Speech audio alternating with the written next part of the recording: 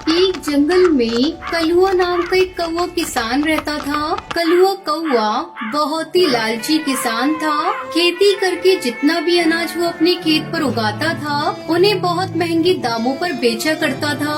अनाज तैयार हो गए हैं, इन्हें रख देता हूँ, कुछ महीनों बाद मंडी जाकर बेचूंगा। कुछ महीनों बाद कलुआ कौवा मंडी जाता है। ग्राहक उसके पास अनाज की बोरियां खरीदने आने लगते हैं। जो दाम मैंने कह दिया उससे 1 रुपया कम नहीं लूंगा। लेना हो तो लो वरना जाओ। अरे भाई कुछ तो दाम कम करो। हाँ, इतने पैसे तो पूरे बाजार में कोई नहीं लेता है भाई। हाँ तो जाओ किसी और से ले लो। हाँ, मैं तो इतने ही दाम पर बेचूंगा। हाँ तुम्हें पता है इस वक्त बाजार में ये अनाज किसी के पास नहीं, इसीलिए मनमाने दाम लगा रहे हो। वो सब मैं नहीं जानता, दाम बता रहा हूँ, उसमें लेना हो तो लो वरना जाओ। बाजार में किसी और के पास अनाज न होने की वजह से सभी ग्राहक कलुआ कौवे को मुंह मांगी कीमत देकर अनाज खरीद रहे थे। शाम के वक्त कलुआ कौवा घर आता है। हे भगवान, आज बहुत थक गया। ग्राहक से बहस करके तो दिमाग ही खराब हो जाता है। तभी अंदर से कलुआ की पत्नी टुनटुनी चिड़िया आती है। आ गई जी, पक्षियों को चूना लगाकर। हाँ टुनटुनी, आज तो खूब कमाई हुई है। क्यों जी, आप जानबूझकर अनाज छुपा कर रखते हो? जब बाजार में अनाज खत्म हो जाता है तब लेकर जाते हो, है ना? और महंगे दामों पर बेचते हो कि आपको जरा भी बुरा नहीं लगता? अरे टुनटुनी, इसमें बुरा लगना कैसा, इसमें ही तो मजा है। जितना दाम बोलूं ग्राहक उतना देने के लिए तैयार रहता है। सच में ऐसी कमाई से तो मैं बहुत खुश हूँ। नहीं जी, ये सही नहीं है। आपको ऐसा नहीं करना चाहिए। ईमानदारी से पैसे कमाइए और सही दाम पर अनाज बेचिए। सोचिए, आपको देखकर हमारे बच्चे क्या सीखेंगे? अरे तुम चुप करो, दिन भर अनाज बेचकर थक गया हूँ। और तुम अब ज्ञान दे रही हो? जाओ यहाँ से और मेरे लिए कुछ खाने को लेकर आओ। हाँ हाँ ठीक है, मैं जा रही हूँ, मगर मैं तो यही कहूँगी, ऐसे पक्षियों को ठगना बंद कीजिए। टुनटुनी अंदर चली जाती है। है भगवान, ये कैसी बीवी दे दी है तूने? पति का साथ देने के बदले ये तो मुझे ही ज्ञान देती है भाई। इसका कुछ नहीं हो सकता, मूर्ख कहीं की।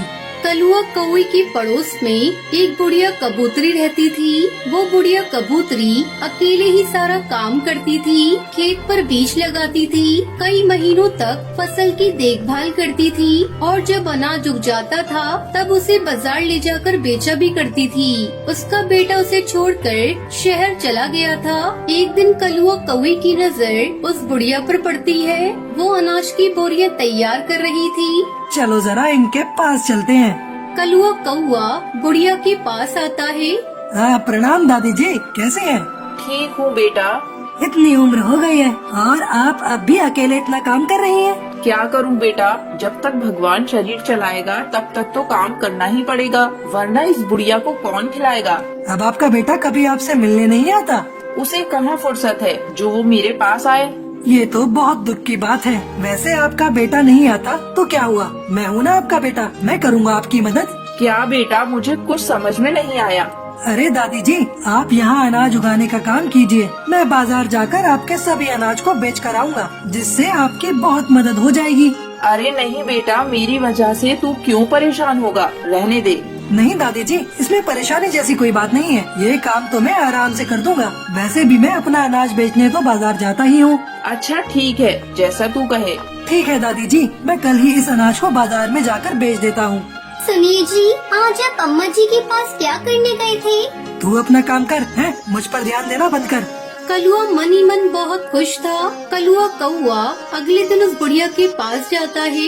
लाइए दादी जी, अनाज दीजिए, मैं बाजार जाकर इन्हें बेच कर आता हूँ। हाँ बेटा, ये लो। आज तो बहुत ही अच्छे दाम पर अनाज बिका है। शाम के वक्त कलुआ कौवा उदास होकर बुढ़िया के पास आता है। क्या हुआ बेटा, तुम उदास क्यों लग रहे हो? दादी जी, उदास होने की ही बात है। क्यों बेटा, तो क्या हुआ? अरे दादी जी, मैं अनाज बेचने तो बाजार गया, अनाज बिक भी गया, मगर उस अनाज के बदले बहुत ही कम पैसे मिले हैं। अरे बेटा, आज से पहले तो कभी ऐसा नहीं हुआ। वही तो दादी जी, मैंने भी सभी को बहुत समझाया, मगर कोई समझने को तैयार ही नहीं था। ये लीजिए, इतने ही पैसे मिले हैं। अरे बेटा, ये तो बहुत ही कम रुपए हैं। जी दादी जी, बस इसीलिए मैं उदास हूँ। बेटा, इसमें तुम क्यों उदास हो रहे हो? कोई बात नहीं, तुमने तो अपनी ओर से मेहनत की है। अच्छा ठीक है, अब मैं जाता हूँ। अरे नहीं बेटा रुको, तुमने भी तो मेहनत की है, इन पैसों पर तुम्हारा भी अधिकार है। ये लो, इसमें से कुछ पैसे तुम भी रखो। अरे नहीं नहीं दादी जी, रहने दीजिए। बेटा ले लो, इसमें तुम्हारी भी मेहनत है। कलुआ कौवा पैसे ले लेता है। कलुआ खुशी से घर आता है और सोचता है, वाह, आज तो मजा ही आ गया। महंगे दाम पर अनाज बेचकर वो भी पैसे रख लिए, साथ ही साथ दादी जी ने अपनी ओर से भी पैसे दे दिए। भाई वाह वाह वाह, क्या बात है। अब हर रोज कलुआ यही करने लगता है और उस बुढ़िया को धोखा देकर बहुत पैसे कमाने लगता है। वो बुढ़िया कबूतरी कलुआ कौवे की चाल नहीं समझ रही थी। कलुआ को अच्छा समझकर वो उस पर भरोसा कर रही थी। उसी बाजार में टुन्नू नाम का एक किसान भी अपने अनाज बेचने आया करता था। वो हर रोज कलुआ को अनाज बेचते देखता था। आजकल तो ये बहुत बोरियां बेचने लगा है। इतना अनाज तो इसके खेत पर उगता भी नहीं। तुम्हें पता नहीं क्या, ये अपने पड़ोस वाली दादी जी के अनाज को भी बेचता है। भाई अच्छा, ऐसी बात है। टुन्नू चिड़ा बहुत अच्छा और ईमानदार पक्षी था। वो सोचता है, ये कौवा कौवा तो एक नंबर का दुष्ट कौवा है। जरूर ये दादी जी को कम पैसे देता होगा और खुद ज्यादा पैसे रखता होगा। आज ही जाकर उनसे बात करता हूँ। टुन्नू चिड़ा उस बुढ़िया कबूतरी के पास आता है। प्रणाम दादी जी, सुना है आजकल कलुआ आपके अनाज को बाजार ले जाकर बेचता है। हाँ बेटा, वो तो बहुत अच्छा है, मेरी मदद कर देता है। फिर तो आपकी अच्छी कमाई हो रही होगी। नहीं बेटा, दरअसल वो कहता है अनाज के दाम ज्यादा नहीं मिल रहे हैं, इसलिए बहुत कम ही रुपए मिल रहे हैं। अरे नहीं दादी जी, वो तो हर रोज अनाज को बहुत ही महंगे दामों पर बेचता है। अरे बेटा, ऐसा नहीं हो सकता। हाँ दादी जी, सच में मैं भी बाजार में रहता हूँ और देखता हूँ वो अनाज बहुत ही महंगे दामों पर बेचता है। जब कलुआ कौवा शाम के वक्त बुढ़िया को पैसे देने आता है, तब बुढ़िया उससे कहती है, बेटा आज अनाज से कितनी कमाई हुई? अरे दादी जी, आज भी वही हाल रहा, बहुत कम पैसे मिले हैं, बहुत कम। टुन्नू आया था, वो कह रहा था तुम बहुत महंगे दाम पर अनाज बेचते हो और मुझे कम बताते हो, क्या ये सच है? ये सुनकर कलुआ कौवा घबरा जाता है। अरे नहीं नहीं दादी जी, ये झूठ है। अगर ये झूठ है फिर तुम इतना घबरा क्यों रहे हो बेटा? मुझे तुमसे ये उम्मीद नहीं थी। मैंने तुम्हें अपना बेटा समझकर ये काम तुम्हें दिया था और तुमने मुझसे ही धोखा किया, वो भी इन चंद पैसों के लिए। देखना, एक दिन आएगा जब तुम्हारे पास लाखों करोड़ों रुपए होंगे, मगर वो रुपए तुम्हारे किसी काम नहीं आएंगे। अब चले जाओ यहाँ से। इस टुन्नू के बच्चे को तो मैं छोड़ूंगा नहीं। मेरा अच्छा खासा काम बिगाड़ दिया। मैं कितने आराम से पैसे कमा रहा था। तभी अचानक एक दिन कलुआ कौवा बीमार पड़ जाता है। अरे टुनटुनी, एक अच्छे डॉक्टर को बुलाओ भाई, जल्दी से जल्दी मुझे ठीक होना है। टुनटुनी डॉक्टर को बुलाती है, मगर वो कलुआ का इलाज नहीं कर पाता है। अरे मेरे पास पैसे की कमी नहीं है टुनटुनी, तुम बड़े से बड़े डॉक्टर को बुलाओ, मैं पैसे दे दूंगा, जाओ। बड़े से बड़े डॉक्टर को बुलाया जाता है, मगर कोई भी कलुआ का इलाज नहीं कर पाता है। अरे टुनटुनी, मेरे पास बहुत पैसे हैं, तुम मुझे शहर लेकर चलो, मैं वहाँ जाकर अपना इलाज करवाऊंगा।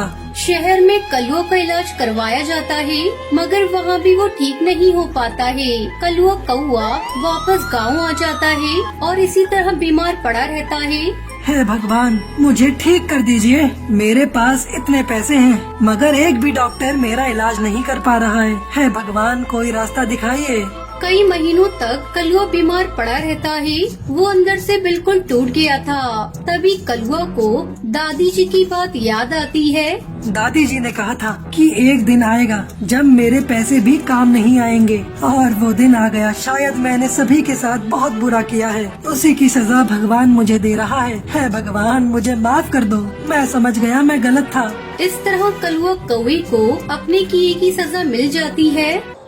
जंगल में टुनटुनी चिड़िया अपने पति बंटी कबूतर के साथ रहती थी। बंटी कबूतर पक्षियों के घरों में पानी पहुंचाने का काम करता था। दोनों पति पत्नी निसंतान थे। एक दिन टुनटुनी चिड़िया अपने घोंसले के बाहर बैठी थी। अरे टुनटुनी, यहाँ बैठी क्या कर रही हो? देखो ना जी, ये बच्चे कितने प्यारे लग रहे हैं। यहाँ बैठकर इनकी प्यारी प्यारी हरकतों को देख रही थी। पता नहीं भगवान मुझसे क्यों रूठा है। शादी के कई साल बाद भी मैं माँ नहीं बन पाई। अरे तो चिंता क्यों करती है? देखना एक न एक दिन तेरी भी सूनी गोद भर जाएगी। बस ऊपर वाले पर तू भरोसा रख। इतना कहकर बंटी कबूतर वहाँ से चला जाता है। इस तरह उनके दिन कट रहे थे। एक दिन बंटी कबूतर पानी लेकर एक पक्षी के घर जाता है।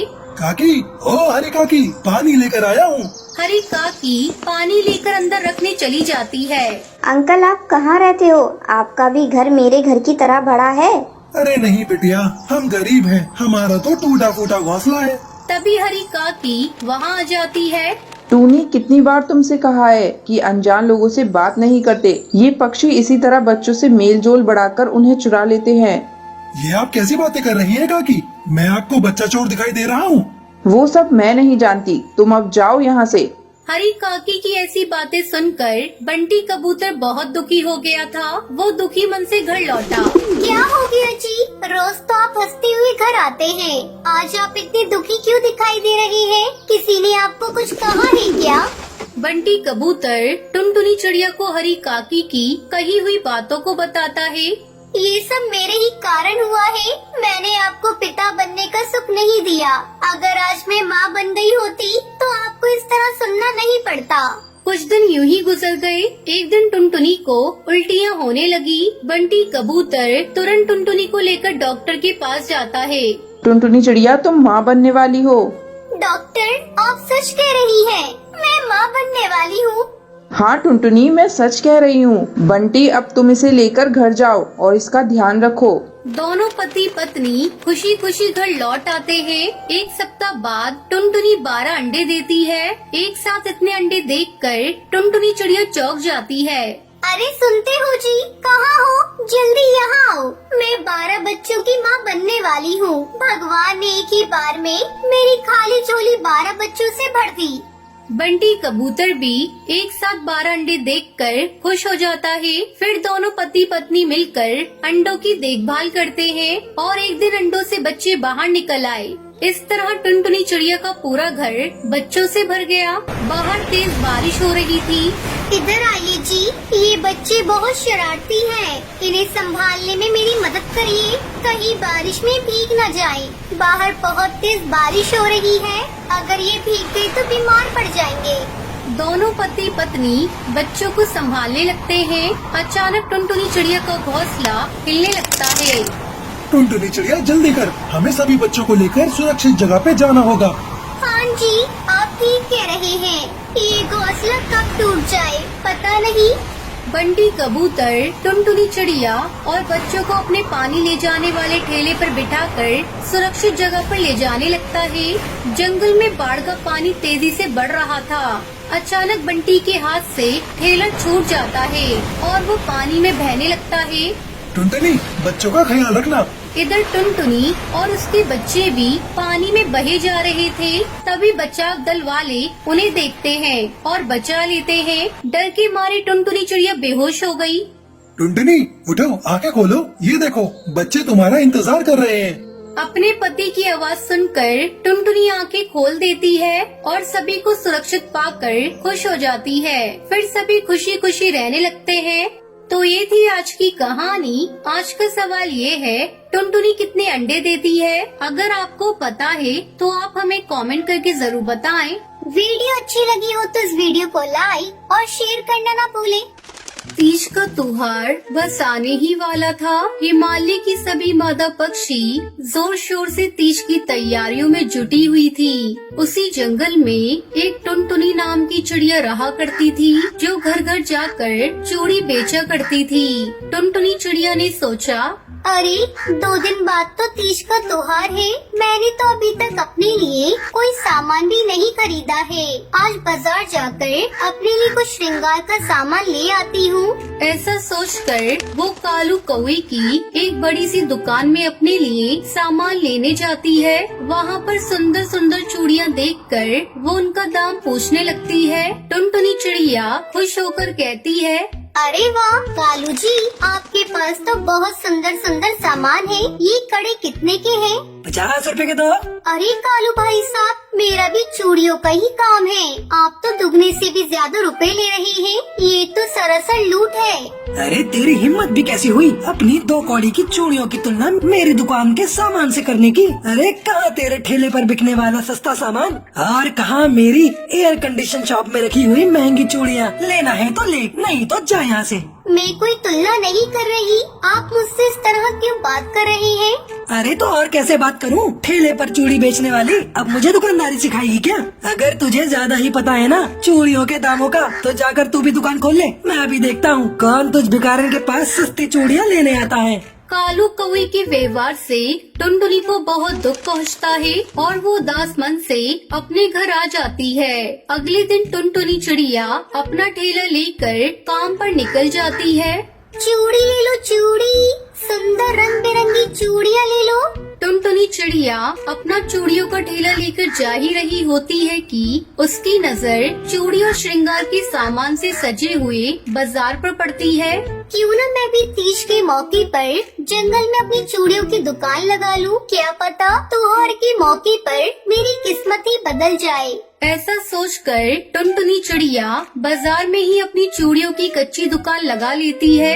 कालू कौवा तो इतने ऊंचे दामों पर सामान बेच रहा है, क्यों न मैं अपनी चूड़ियों पर आकर्षक छूट रख दूं। ऐसा करने से मेरी कच्ची दुकान में भी ग्राहक खींचे चले आएंगे और जैसी चूड़ियाँ वो कालू अपनी दुकान में बेचता है, मैं तो उससे भी बेहतर चूड़ियाँ बना सकती हूँ। टुनटुनी चिड़िया की दुकान पर लगा हुआ सस्ती चूड़ियों का बोर्ड देखकर वहाँ पर पक्षियों की भीड़ लगने लगती है। अरे टुनटुनी बहन, आपकी चूड़ियाँ तो वाकई में बहुत सुंदर हैं और इनका दाम तो इतना कम है कि मैं तो आज 4-5 चूड़ियों के सेट बनवा कर ले जाऊंगी।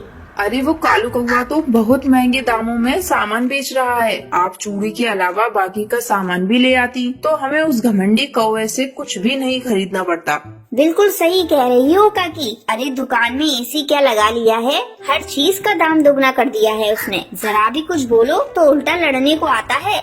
टुनटुनी जी, सच में आप तो कितना मीठा बोलती हो और आपकी चूड़ियाँ भी कितनी सुंदर हैं और सस्ती भी हैं। हम तो अब से आप ही से चूड़ियाँ खरीदा करेंगे। टुनटुनी के अच्छे व्यवहार और कम दामों से आकर्षित होकर पक्षी उसकी दुकान में चूड़ी लेने के लिए आने लगते हैं। 2 दिन के अंदर ही टुनटुनी की सारी चूड़ी बिक जाती है। उधर कालू कौवा पूरा दिन दुकान पर खाली बैठा ग्राहकों को इंतजार करता रह जाता है। उसी शाम टुनटुनी चिड़िया अपनी दुकान बंद करके घर लौट रही होती है कि तभी कालू कौवा वहाँ पर आ जाता है।